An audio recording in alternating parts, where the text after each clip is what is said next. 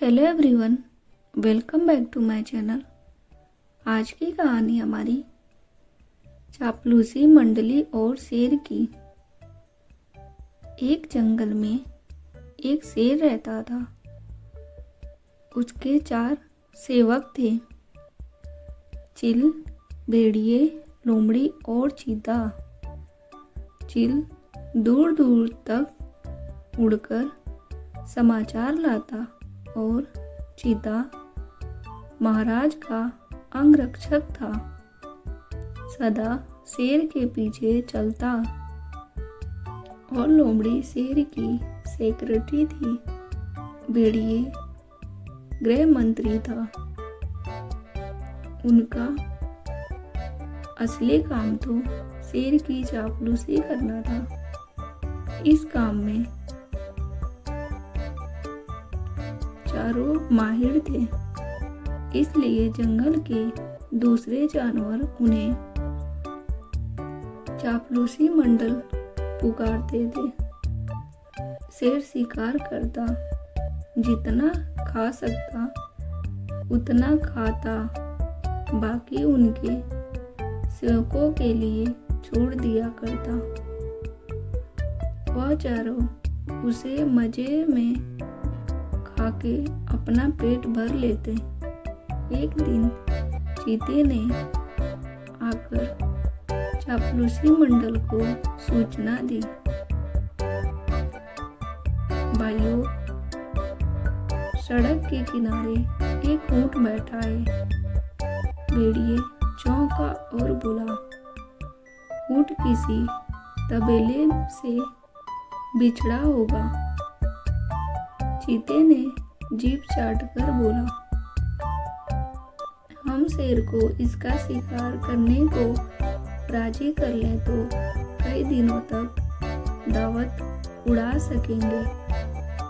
लोमड़ी ने घोषणा की, यह मेरा काम रहेगा। लोमड़ी शेर के पास गई और अपनी जुबान में मिठास घोलकर बोली, महाराज, दूत ने खबर दी है कि एक ऊंट सड़क के किनारे बैठा है।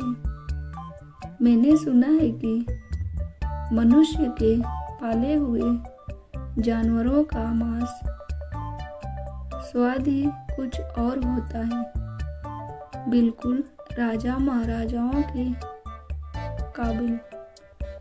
आप आज्ञा दे तो आपके शिकार का ऐलान कर दूं। शेर लोमड़ी की मीठी बातों में आ गया और चापलूसी मंडल के साथ चिल द्वारा बताई गई जगह पर पहुंच गया। वहां एक कमजोर सा ऊंट था और वह सड़क के किनारे निडाल बैठा था। उसकी आंखें पीली हो चुकी थी। उसकी हालत देखकर शेर ने पूछा, क्यों भाई, तुम्हारी यह हालत कैसे हुई? ऊंट कहरते हुए बोला, जंगल का राजा, आपको नहीं पता इंसान कितना निर्दयी होता है। मैं एक ऊंटों के तबेले में से व्यापारी का माल ढोया करता था। मैं रास्ते में बीमार पड़ गया, माल ढोने लायक नहीं रह गया तो उसने मुझे यहाँ मरने के लिए छोड़ दिया। आप ही मेरा शिकार करके मुझे मृत्यु दीजिए। ऊंट की कहानी सुनकर शेर को बहुत दुख हुआ और अचानक उसके दिल में राजाओं जैसी उदाहरण दिखने लगी। शेर ने कहा, ऊंट, तुम्हें कोई जंगली जानवर नहीं मारेगा। मैं तुम्हें आदेश देता हूँ, तुम हमारे साथ चलोगे और उसके बाद हमारे साथ ही रहोगे। चापलूसी मंडल के चेहरे लटक गए। भेड़िए फुसफुसाया और बोला, ठीक है, हम बाद में इसे मरवाने की कोई तरकीब निकाल लेंगे। फिलहाल तो शेर का आदेश मानने में ही हमारी भलाई है। इस प्रकार ऊंट उनके साथ जंगल में आया और कुछ ही दिनों में हरी घास खाके और आराम करके वह स्वस्थ हो गया। शेर राजा के प्रति वह ऊंट बहुत खुश हुआ और शेर को भी ऊंट का निस्वार्थ प्रेम और भोलापन उसका भाने लगा। ऊंट के स्वस्थ होने पर शेर की शाही सवारी ऊंट के ही आग्रह पर उसकी पीठ पर निकलने लगी।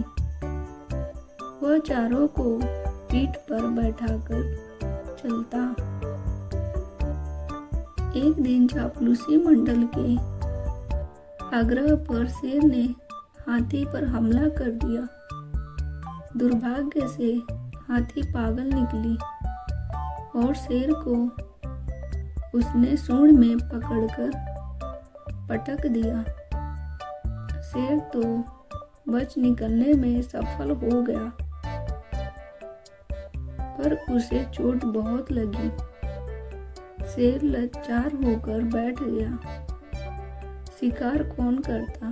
कई दिन से शेर ने कुछ खाया और नहीं कुछ पिया। सेवकों ने भी कुछ नहीं खाया।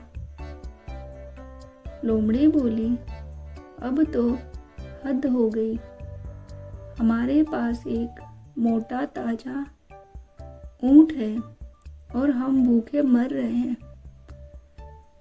चीते ने ठंडी सांस भरी और बोला, क्या करें? शेर ने उसे अभयदान जो दे रखा है। देखो तो ऊंट की पीठ का कुबर कितना बड़ा हो गया है। चर्बी ही चर्बी भरी है इसमें। भेड़िए के मुंह से लार टपकने लगी। ऊंट को मारने का यही मौका है। दिमाग लगाकर कोई तरकीब सोचो। लोमड़ी ने दुस्वार्थ में सूचना दी। तरकीब तो मैंने सोच रखी है। हमें एक नाटक करनी पड़ेगी। सब लोमड़ी की तरकीब सुनने लगे। योजना के अनुसार चापलूसी मंडल शेर के पास गए। सबसे पहले चील बोली, महाराज, भूखे पेट मरना मुझसे नहीं देखा जाता। आप मुझे खाकर भूख मिटाइए। लोमड़ी ने उसे धक्का दिया। चल हट, तेरा मांस तो महाराज के दांतों में फंस कर रह जाएगा।